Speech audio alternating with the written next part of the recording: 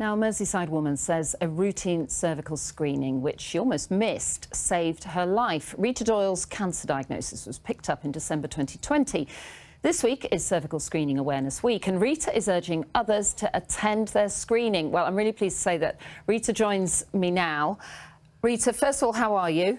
I'm very well, thank you. Yeah, you're doing well. good. Very well, yes. So just tell us, first of all, about your story, because, as we said, this was a routine screening, as we're now calling them. They're not called smears anymore. But you almost didn't go. Yes, I got the text reminder. I looked at it, put it to one side almost, and didn't think that at 58 I needed to worry about cervical cancer.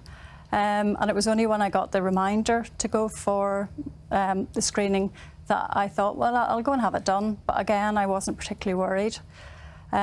So very quickly, probably about 2 weeks after that smear, I was called then for a further investigation as a colposcopy, which I know that lots of women get called back after their initial screening test. So you still weren't too worried? No, I wasn't, because again, lots of people have that and it isn't cancer. So the only symptom that, looking back now, I had was a bit of a niggly back pain, but I didn't associate that with cancer in any way, shape or form.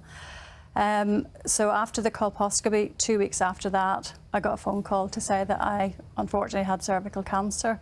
And after that, it was MRI, CT scan, and 11 weeks to the day from when I went for the smear, I was going into theatre for what they call a radical hysterectomy. And actually, when we look at the timing of it, December 2020, we're all in lockdown. COVID. So actually, a lot of these sort of screenings weren't happening, were they? Well, funny enough, they were actually, because they were, you know, they were taking proper precautions when I went, because I actually went during the lockdown for my smear, so it didn't stop during COVID, the screening for that. here in this country. Difficult perhaps to ask you, but do you ever think about, what if I hadn't gone and I'd ignored that text? Yeah, I think about that an awful lot. I say to people I was lucky that I was diagnosed with cancer. I was lucky I went for that smear, because I truly don't think I'd be sitting here with you now if I hadn't have shaken myself and gone for it. And so now you are working with Cheshire and Merseyside Cancer Alliance. Yeah.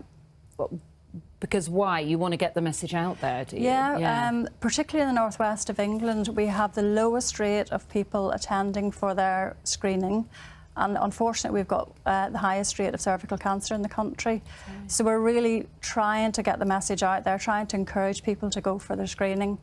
I think one of the biggest kind of obstacles for people is fear and embarrassment. It's not particularly nice going to have a cervical smear done.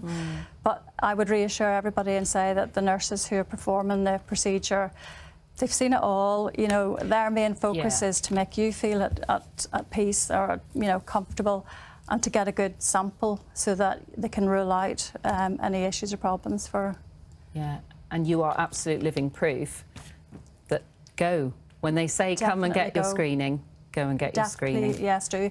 I've spoken to 2 women today, actually, who have done what I did. They got a letter, they put it to one side, they haven't prioritised themselves.